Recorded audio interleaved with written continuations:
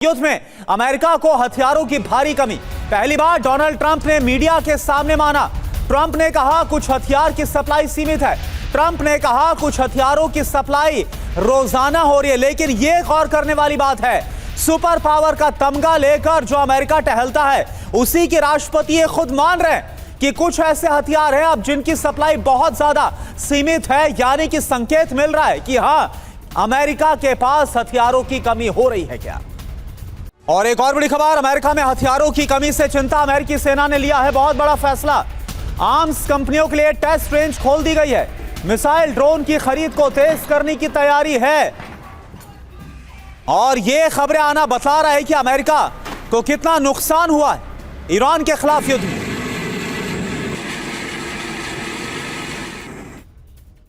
तो अमेरिका के पास हथियार नहीं है, ट्रंप नाराज है, सेना परेशान है। हो क्या रहा है ये देखिए आप। ट्रंप ने क्या कहा, नंबर 1, कुछ हथियार की सप्लाई बहुत सीमित है। नंबर 2, कुछ हथियारों की सप्लाई रोजाना हो रही है। नंबर 3, आर्म्स कंपनी कई प्लांट्स लगा रही है। और देखिए अब आप, सेना ने क्या किया है।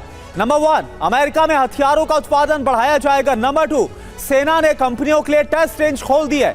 नंबर 3, छोटी कंपनियों के लिए भी रास्ते खोल दिए गए। नंबर 4, कंपनियों को हथियार टेस्ट की सुविधा मिली है। और नंबर 5, प्रक्रिया में महीनों की देरी घटाने की तैयारी। अब आगे क्या होगा, नए हथियार जल्द टेस्ट होंगे, मिसाइल ड्रोन खरीद तेज हो जाएगी, हथियारों का उत्पादन बढ़ेगा, हथियार स्टॉक करेगी सेना, नए हथियार जंग के मैदान में आएंगे। मनीष, एक बात बताइए, सुपर पावर जैसा अमेरिका जिसके सामने ईरान की ताकत नाकुछ है, लेकिन इसके बावजूद अमेरिकी राष्ट्रपति का यह मान लेना, हम इस पर बात नहीं करेंगे कि जो बोल रहे हैं कि हथियारों की सप्लाई रोजाना हो रही है, लेकिन वो अपनी जुबान से स्टेटमेंट दे रहे कि कुछ ऐसे हथियार हैं जिनकी सप्लाई बहुत ज्यादा सीमित है।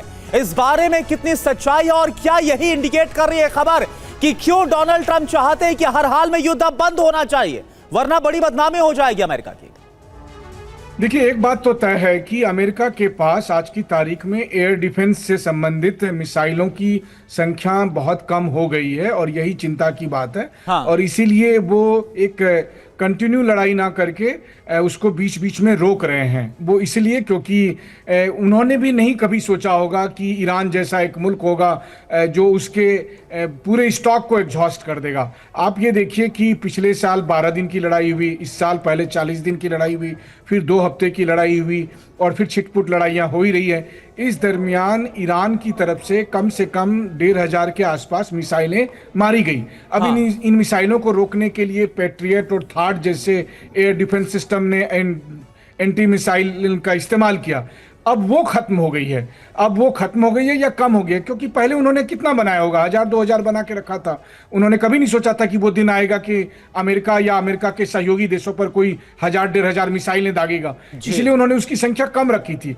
अब वो संख्या घट रही है, तो ये चिंता की बात है और इसलिए उसकी भरपाई करने में लगे हैं। उससे पहले रूस यूक्रेन के जंग में उन्होंने यूक्रेन को काफी दे दिया था इस तरह के मिसाइल सिस्टम। तो इसीलिए बार बार ये सवाल उठ रहा है। ठीक है, ट्रंप कह रहे हैं हमारे पास गोला बारूद बहुत है, उनके पास होंगे, गोला बारूद बहुत होंगे, टैंक बहुत होंगे, लेकिन ईरान के जंग में टैंक का क्या काम है? ईरान के जंग में गोला और बारूद का क्या काम है?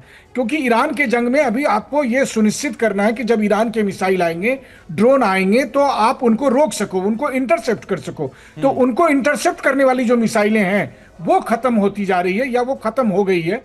इसीलिए ट्रंप और पूरा एडमिनिस्ट्रेशन परेशान है और वो चाहता है कि कुछ दिनों के लिए ये जंग रुक जाए, एक बार हमारे पास स्टॉक आ जाए, वो फिर लड़ने आएंगे। मैं ये भी कह दे रहा हूं, ऐसा नहीं है कि उनको शांति चाहिए, उनको बस एक 6 महीने का, साल भर का एक युद्ध विराम चाहिए, ताकि वो दोबारा से लड़ने आए उस समय जब उनके पास ईरान के नंबर ऑफ मिसाइल से ज्यादा इंटरसेप्टर। बिल्कुल, और ये हमने मनीष देखा भी कि कैसे जो सस्ते ड्रोन है इसका इस्तेमाल करके ईरान ने जो महंगी महंगी मिसाइल और इंटरसेप्टर है उन सबको तबाह कर दिया इस युद्ध में। डॉक्टर संदीप त्रिपाठी, एक बात बताइए कि क्या आपको लग रहा है कि जो गलती वियतनाम या अफगानिस्तान के युद्ध में अमेरिका ने कभी की थी, उन सब से ना सबक सीखते हुए एक बार फिर से डोनाल्ड ट्रंप वो गलती कर बैठे, या फिर डोनाल्ड ट्रंप अब भी मुनाफे में, क्योंकि डिफेंस लॉबी एक बड़े मुनाफे में?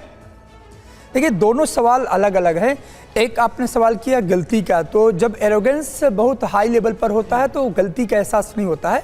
और मैं हमेशा कहता हूं कि वेनेजुएला का जो केस था जो ट्रंप को बहुत हाई लेवल पर ले गया था और उसका जो ईगो मसाज ईरान ने कर दिया है, अच्छी से कर दिया है। तो अब उसके पास कोई विकल्प नहीं है। आपका जब स्टेटस गिरता है, आपकी दुनिया में हालत गिरती है, तो फिर उसको कुछ ना कुछ करना पड़े। सभी मनीष जी बता रहे थे कि ये जो पॉज लेने की जो रणनीति है कि एक बार रुको फिर चलो फिर रुको, तो ये उसी का हिस्सा है। उसको लग गया है कि अब सामरिक दृष्टि से ईरान को नहीं हराया जा सकता है, अब इंफॉर्मेशन वॉरफेयर कर ले, मुस्तबा की खबर दे दे, यही टैक्टिक्स बची है अमेरिका के पास। अब दूसरा जो आपका सवाल था कि अमेरिका को ये ऐसा लगता है, अमेरिका का ऐसा मानना है कि आने वाले टाइम में ये वक्त नहीं है कि वो पूरी तरीके से जीरो सम गेम पोजीशन पर आ जाए, यानी कि तेरी मेरी हार या तो जीत। ये जो पैराडाइम था अंतर्राष्ट्रीय राजनीति का कि आज हम चले और जीते, ये दुनिया ने साबित कर दिया, ये इस करंट जो वॉरफेयर साबित कर दिया है कि कोई भी शक्ति है वो रातों रात या 6 महीना या 6 साल अब वो युद्ध नहीं होंगे कि एक जीत को डिक्लेरेशन करेगा और एक हार में जाएगा। अब ये सेकेंड वर्ल्ड वॉर का समय नहीं है कि एक ग्रुप ने जीत का डिक्लेरेशन किया, दूसरा ग्रुप हारा। अब ये चलता रहेगा वॉर। हमने इसको ईरान में भी देखा, हमने रशिया यूक्रेन में भी देखा, और आने वाले टाइम के लिए भी संकेत है कि कोई राष्ट्र युद्ध में न सम्मिलित हो। यदि सम्मिलित होगा तो उसको लॉन्ग टर्म देखना पड़ेगा इस प्रकार। बिल्कुल, और ये बड़ी सही बात आपने कही है, क्योंकि रूस यूक्रेन वॉर में तो हम देख ही रहे हैं कहां पिछड़ता हुआ नजर आ रहा था यूक्रेन, लेकिन अचानक से पलटी मारी यूक्रेन ने और अपनी ड्रोन पावर से एक बड़ा यूटर्न ला दिया, बैकफुट पर रूस को ला दिया।